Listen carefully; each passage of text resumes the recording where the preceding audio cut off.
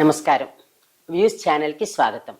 తర్వాత ఇప్పుడు ఇద్దరు నాటకాల మించి వచ్చారని చెప్పారు అమ్మగారు నాన్నగారు. వాళ్ళిద్దరు ఇంటరాక్షన్ ఎలా ఉండేది? ఇద్దరు కూడా నటులు కాబట్టి ఎప్పుడైనా నాటకాల గురించి ఇంట్లో మాట్లాడడం కానీ, నువ్వు అలా చేసావంటే నువ్వు ఇలా చేసావు అనుకోవడం కానీ? అంటే నాకు మా అమ్మగారి ద్వారా ఈ మధ్య కాలంలో తెలిసింది ఏంటంటే, మా అమ్మగారు స్టేజ్ ఆర్టిస్ట్ కాబట్టి ఆవిడ కూడా మంచి గాయకి. సో స్టేజ్ మీద వీళ్ళు స్టేజ్ ఆర్టిస్టులు అంటే ఆటోమేటిక్గా అయితే మదర్ కూడా మంచి సంగీత ప్రవేశం ఉంది, ఆవిడ కూడా మంచి సింగరు. అయితే తను చెప్పింది ఏంటంటే, నేను బాగా పాడినప్పుడల్లా మీ నాన్న కొద్దిగా ఇలాగా చూసేవారు నన్ను. ఆయన ఏంటి నాకన్నా బాగా పాడుతుందా లేకపోతే ఇంత బాగా పాడుతుందా అన్నట్టుగా కొద్దిగా ఏదో ఉండేది మీ నాన్నకి. బట్ అఫ్ కోర్స్ ఆయన స్టైల్ అయింది, ఆయనకున్న పేరు అయింది అని అంతవరకు తెలుసు. ఇంకా అంతకన్నా ప్రొఫెషనల్గా వీళ్ళకున్న రైవలరీస్ కానీ అలాంటివి పెద్దగా నాకు ఐడియా లేదు. పెళ్ళయ్యాక కూడా నటించారా? అమ్మ మానేశారా? లేదండి, కంటిన్యూ అయ్యారు. కంటిన్యూ అంటే కొంతమందికి ఏమవుతుందంటే జనరల్గా పెళ్లికి ముందర ఒకలా ఉంటుంది లైఫ్, పెళ్లి తర్వాత ఒకలా మారిపోతుంది ఆటోమేటిక్ గా. అవునండి, అంటే అది పర్సనల్ చాయిసెస్. అది కరెక్ట్ అండి, పర్సనల్ చాయిస్. అవును. సో ఎందుకంటే ఇద్దరు స్టేజ్ నుంచి వచ్చారు కాబట్టి, ఇద్దరికి అక్కడ పరిచయాలు ఏర్పడ్డాయి కాబట్టి, వాళ్ళ జీవితం ఇలా భాగస్వాములు అయ్యారు కాబట్టి దానివల్లే.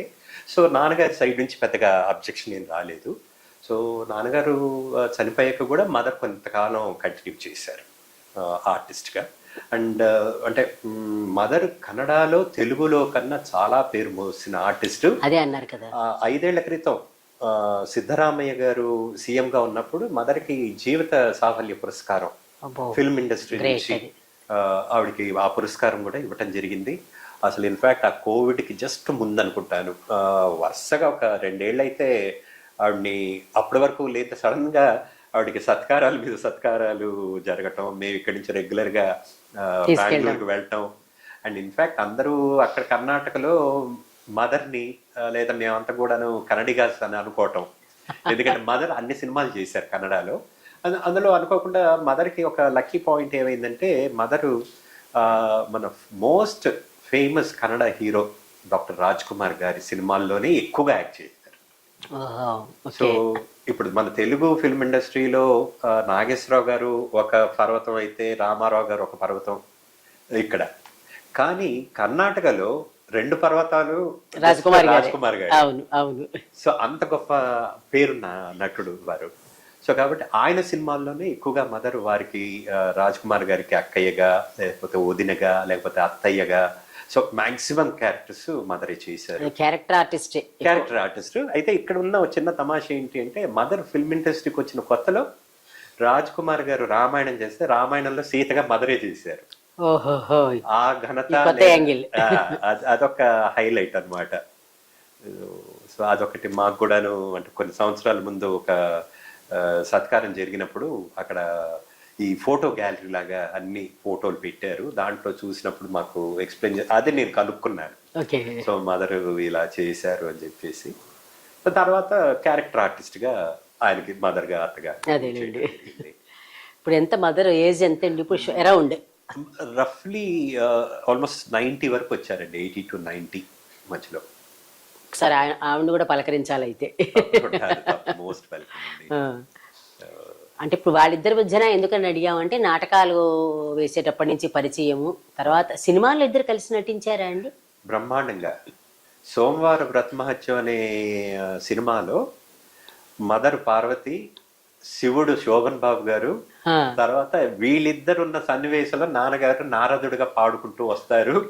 సో వీళ్ళ ముగ్గురు మధ్యన సన్నివేశం ఉంది. ఎలా ఉండేది ఆయనకి అలా అప్పుడు? వాళ్ళ భార్య ఇంకొకళ్ళ దగ్గర అంటే నటనే అనుకోండి కానీ సరదా జస్ట్ ఫన్నీగా అంతే. సో అలా జరిగింది. ఇంకే అలాంటి సందర్భాలు ఇంకేమైనా వచ్చాయో లేదో నాకు తెలియదు, బట్ ఇది మాత్రం నాకు తెలుసు అన్నమాట. సినిమా వాళ్ళతోటి ఎక్కువగా నాన్నగారికి కానీ అమ్మగారికి కానీ ఎవరితోటి ఎక్కువగా వాళ్ళకి పరిచయాలు ఉండేవి, ఇంటరాక్షన్ కానీ సినిమా కుటుంబానికి సంబంధించి? మదర్ సైడ్ అయితే నాకు తెలిసి రాజ్ కుమార్ గారి ఫ్యామిలీతోనండి. వాళ్ళు చాలా చాలా క్లోజ్. సో ఇప్పటికి కూడాను మాకు రాజ్ కుమార్ గారి కూతురు మా ఇంటికి రావటం, రాజ్ కుమార్ గారి మనవరాలు కూడా మా ఇంటికి రావటం. జస్ట్ 2 ఏళ్ల క్రితం వరకు మన పార్వతమ్మ రాజ్ కుమార్ గారు సతీమణి కూడా ఉండేవారు. ఆవిడ జస్ట్ 2 years బ్యాక్ చనిపోయారు. సో ఆవిడ ఉన్నప్పుడు కూడాను మేము బెంగళూరుకి వెళితే ఖచ్చితంగా వాళ్ళ ఇంటికి వెళ్ళటం, కలవటం, చేసేవాళ్ళం. సో నాన్నగారి టైంలో మాత్రం నాకు తెలిసి ఎస్వి రంగారావు గారు బాగా క్లోజ్గా ఉండేవారు. వీళ్ళిద్దరూ మంచి ఫ్రెండ్స్ అని విన్నాను నేను. సో నాగేశ్వరరావు గారు కూడాను నాన్నగారికి బాగా క్లోజ్గా ఉండేవారు. ఇన్ఫాక్ట్ నేను చిన్నపిల్లాడిని. అవును, మీరు బాగా చెప్పారు కదా 14 years. ఒకసారి నాన్నగారికి 72లో అనుకుంటాను పద్మశ్రీ అవార్డు వచ్చింది. సో పద్మశ్రీ అవార్డు వచ్చిన రోజు నాగేశ్వర గారు ఫోన్ చేశారు. సో ఫోన్ చేస్తే నేనే రింగ్ అయింది. నేను ఆ రోజులు నాకు ఫోన్ ఎత్తి సరదాగా ఉండేది. సో వెళ్ళిపోయి ఫోన్ ఎత్తి మాట్లాడితే ఆయన స్టైల్లో నేను అక్కినేని నాగేశ్వరరావు మాట్లాడుతున్నాను, రఘురాయ్ గారు ఉన్నారా అన్నారు.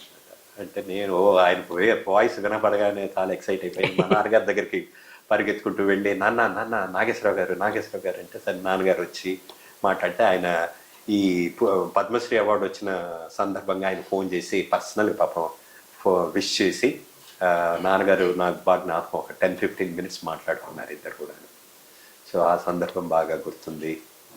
సో ఫిల్మ్ ఇండస్ట్రీలో నాకు తెలిసినంత వరకు వీళ్ళండి నాన్నగారికి. అంటే మీకు మరి జ్ఞాపకం ఉంది లేదా, నాన్నగారితో పాటు వేశారు కృష్ణవేణి గారు, తొలితరం ప్రొడ్యూసర్ అండ్ హీరోయిన్. హీరోయిన్ ఆవిడ, అయ్యో తెలుసండి. ఆవిడ కూడా 100 ఏళ్ళు పూర్తి చేసుకున్నారు. అవునంటండి, అవును.